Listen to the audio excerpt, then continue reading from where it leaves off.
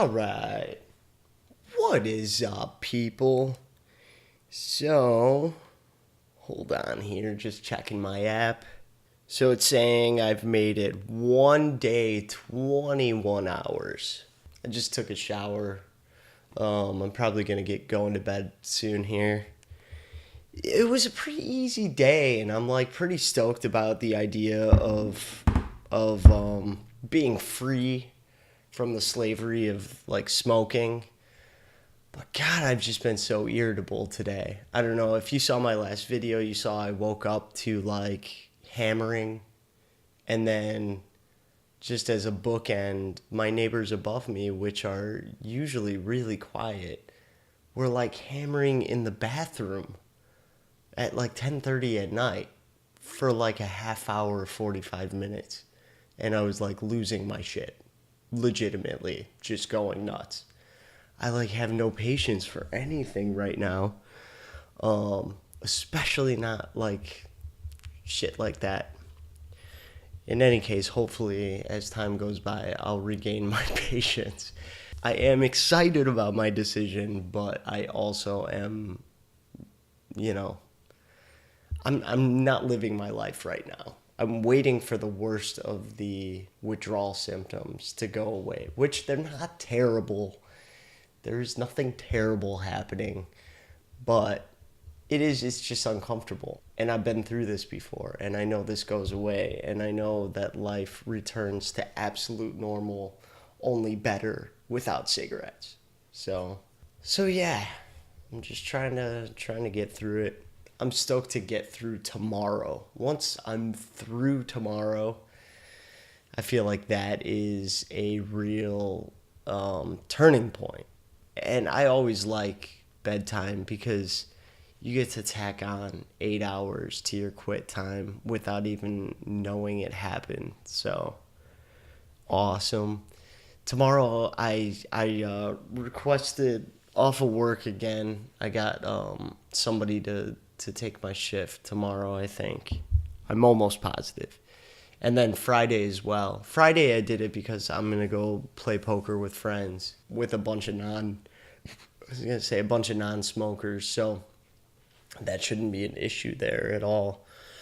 But tomorrow I just wanted another day off of work. I don't feel like I'm ready to go back to work. I simply want to wait out the worst of the withdrawal symptoms, and then once I'm ready, I'll go back to work. So on Saturday I'll go back. That'll put me on day 5. If I'm not ready to go back to work on day 5, then something's wrong. But if I recall, like when I quit back in 2011, on day 5, I like went to Disneyland. And I remember having like wanting a cigarette when I was there a few times. Like I could still remember it pretty vividly, but it was easy. I wasn't thinking about it that much. So I should be cool for that. Also, I ran again today. I did another 11-minute mile. I did a pretty solid workout at home today. So my muscles are going to be pretty sore, I feel like. I mean, I literally did a little bit of every muscle group. Granted, I'm not real strong right now, so I did like very low weight, but it's good. I'm really waking up my body. My legs are just killing me. I don't know what's going on with my legs. Anyway, I feel like I'm acting like a crazy person right now. I'm really tired. Today wasn't a difficult day, but it wasn't the easiest day in the world. I still feel confident. I know that I'm never going to smoke again, and I am at peace with that. I really don't want to smoke ever again. So, I was going to say I have one responsibility tomorrow, and I'm not crazy about it. Just there's a kid in our building he's a real young kid, but he's learning filmmaking, and he's got to make like a little short film tomorrow, and he asked me to help him on it. And I didn't know how to tell him, hey, dude, I'm going to be going through like terrible withdrawal from my drug addiction. So could you find someone else? No, I couldn't say that to a kid. So instead, I'm going to deal with it, and it'll be fine. I'm sure. Oh, I'm sorry I'm not quite as positive as I was in my original video series. I don't know. I still feel positive. I don't know. I'm tired and I'm sore all over. I'm going through this thing and I'm still getting over that cold. I'm like still congested and shit. So, what else? I was going to say something else. I can't remember though. Oh, I remember. I'm just about entirely done with listening to The Easy Way to Stop Smoking. Um, and like it's just perfect. That book is absolutely perfect.